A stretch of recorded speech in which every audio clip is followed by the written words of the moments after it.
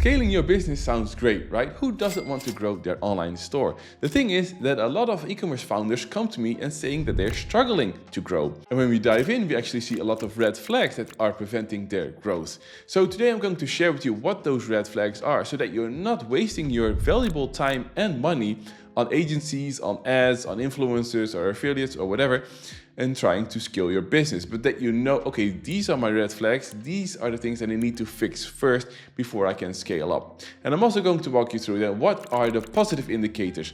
What do you need to look for in order to know that you are indeed ready to scale? Now, for those who are wondering who I am and why you should listen to what I have to say, well, for the last 8 years, I've been working with more than 60 e-commerce brands and helping them scaling their business. I've been working with a lot of 7 and 8 figure store brands, and I've seen what helps them grow, what is boosting their sales, what helps them to scale up. And I've also seen what is them missing with those 5 and 6 figure stores and what is actually blocking them from achieving that growth. And today I'm going to share those insights with you so that you don't have to waste your time. All right, so let's start with the red flags. This is what I see way too often. And the first thing is a low conversion rate. If your conversion rate is, for example, 0.5%, you're going to struggle to grow. Because if you're going to acquire more traffic in order to get more visitors to your site and in order to grow, then if they're only converting at 0.5, it will most likely drop even further. And then you're spending a lot of money, a lot of time and resources on trying to grow your revenue, but people are not buying from you. It shows that there's either a problem with the kind of traffic that you get to your site, it's either very low quality traffic, or your website is not doing a good job at motivating those people to buy and to remove those friction points, to remove the fear and the doubt in order for them to buy. So if you have a low conversion rate, you're not ready to scale just yet. The other one is if the average order value is low. Now let's say the average product price is 50 euros and your average order value is also 50 euros. That's usually an indicator that your average order value is low because people are not buying multiple things. And oftentimes that also means that what you are spending in ads, in marketing, is maybe you're going to be break even with that sale you're going to get. It is important to motivate the visitors to buy more in order to spend a bit extra, because if people are spending more per order, it also means you have a bit more margin in each order, and that helps you to invest money in your business. Now, the other one is retention. If the retention is low as well, then you're also going to have a problem. Now, there are certain brands that have difficulties with people buying again. For example, if you're only selling washing machines, right? People are not going to easily buy 2 washing machines. And then you have to look at referrals. So how good are you doing at people referring you to other people to say like, hey, I had a great washing machine, and if you're going to get a new one, you definitely have to buy this brand. That's also an important factor. If people are coming back again, or if they're referring people, those people or the people that are buying again are cheap for you. You don't have to spend as much on acquiring them because you either already have them in your CRM, so you can just reactivate them again, or other people are referring them, so they're coming in warm. So be good to your customers, make sure that they either come back again or that they refer you to other people. The other issue has to do with drop off. If you are not aware where people are dropping off and why they are dropping off, you're also going to have difficulties scaling your business, because apparently there is something broken. There is something not working on your website or in your communication, and therefore people are leaving. And if you can fix that, if you can plug that hole, it will be much easier to scale your business. Because let's imagine that your website is a bucket and the visitors that are coming to your website is water coming into that bucket. Now, what you want is you want to keep them there in order for them to buy. But if you have holes in the bucket, they are kind of seeping out left, right, and center. And so you're losing those sales. Now, if you don't know where those holes are or what is causing those holes, then if you're going to add more water to the bucket, more is going to leak out. So that's not going to be very efficient. So you need to know what is causing people to drop off. Is it a technicality thing on your website? Is it maybe something that you communicate? Are people doubting if you are the legit thing or if your product is from high quality? You need to know what is going on, because otherwise it's going to only amplify when you're trying to scale. This is also this is crucial. And it actually is very obvious when you see it, but I see a lot of brands that have very thin margins. They are like reluctant to ask a bit of a premium or a higher price because there is so much competition. And I get it. Like if you're priced too high, then people are going to buy from the competitor. But if your margins are too thin, then you're going to struggle the rest of your life. Do you want to live a life where you struggle every day, every week in order to survive because your margins are too thin? Then it might be just better to focus on something else, because that is going to cause so much stress. It's not going to create a nice, happy life for you. If you manage to have healthy margins, then it's easier to scale your business because you have money to invest. You have money to spend on ads, to increase budgets, to invest in the new technology.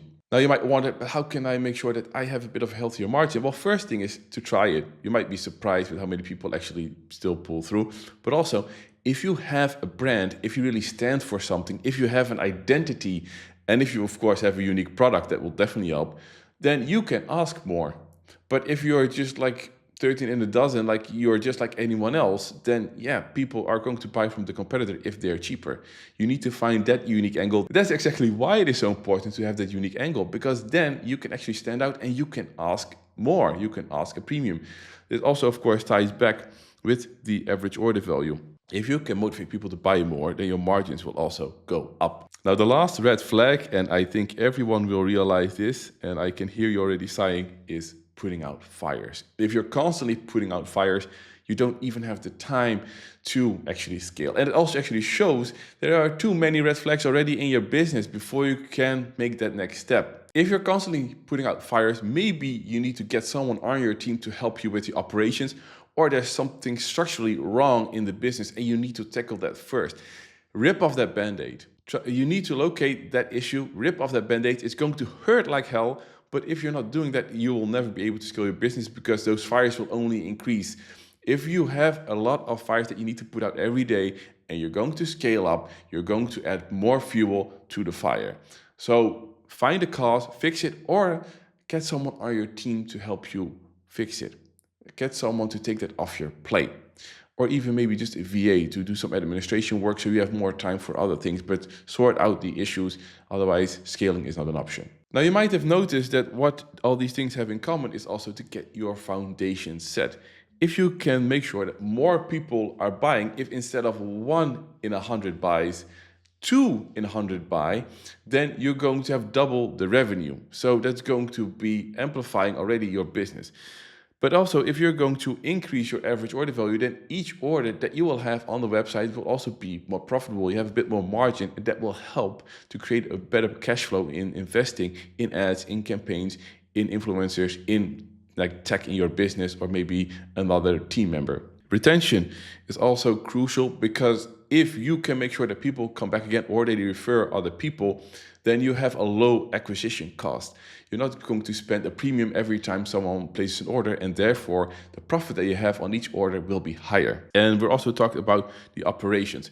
If you can tighten your operations, if you can remove bottlenecks in your operations, if you can be more efficient, you not only have more time in order to take on other things, you also make sure that when you're going to amplify the business, if you're going to put more fuel to those fires, it's not going to explode. Like there's barely any fire, there's not going to be much, like there's always going to be a fire here or there, but there's not going to be a full blown out explosion. All right then, so what are the signs that you can actually scale? Now, one thing is if your conversion rate is like bigger or approximately around the 2%, that shows that you have a decent rate that you can scale your business. It really depends also on how much traffic you have to your site. But generally, if your conversion rate is 2% or higher, you're in a decent spot to grow. The other one is, I briefly mentioned it before, is if your cash flow is good, then you have money to spend on ads. You have money to hire maybe team members or to invest in tech, to upgrade certain things, maybe even get a better development team to get a lot of things done on the website. If you have a good cash flow, it's just healthy and it also reduces a lot of stress, but it also allows you to scale your business. If you're already scraping money, then it's not going to be a good thing to scale. Now, good retention is also a crucial part in scaling your business successfully, because if you have good retention, it also shows that people like your product, that you have a good product, but also that your after sales is good, that your post-purchase experience is positive, and that is a good foundation in order to actually grow. If people have a lot of issues, if people never come back, if they maybe even are unsatisfied with your product, then definitely don't take that next step. Make sure that everything is smoothened out, that you actually build those foundations in order to grow. The next one is about understanding. If you have a good understanding about your audience and your product, your top products, that will definitely be in your benefit. If you really don't know what your audience is struggling with, what they like, you just have people buying your product, but you don't know, hey, this is why they buy from us. This is why they think our brand is cool, or this is why they buy our product because it solves this particular problem. Then if you're going to scale up, then you're not going to appeal to them with the messaging that you're going to do. Like you were just getting people that were already a bit warm, or you kind of were lucky with getting that sale, but you don't have a solid strategy in order to motivate a bigger group of people to buy your product. And also, if you are not, like if you sell a lot of products and you don't really know what your biggest movers are, then it's going to be more difficult to scale basically. If you have about like 1 or 10 products that are really your best sellers, then you can really focus on that, and those can be your cash cows. And then the other products can help, of course, with also increasing your average order value, etc. But if you have no idea like when people buy what product, then it's also difficult to actually double down on these things. And the last one, and this is very important, if you can double your orders and that is still okay for you, then you're ready to scale. Because if, let's say, I tell you now, starting tomorrow, you will have double the amount of orders and you're going to freak out because you don't have the team to fulfill it. You don't have enough stock. You don't have all the processes in place in order to process the double volume of what you're doing now. That's only going to stress you out. You're going to get a lot of unhappy customers. There's going to be a lot of negative reviews. People not getting their product. The customer service is going to be abysmal if you are not able to handle all that volume. It's not just sending out more products, it's also handling more complaints, returns, etc. So if you can handle double the amount of what you're doing now, then you're ready to scale. Now, if you're unsure where you stand or what you need to fix first before you can scale, then I have just the thing for you. Click the link in the description and you can join our community, and there you will have all the resources that will help you to fix your foundations, to find your red flags, and also how to fix them. And once you do that, be sure to watch this video in which I show you what is stopping your visitors from buying.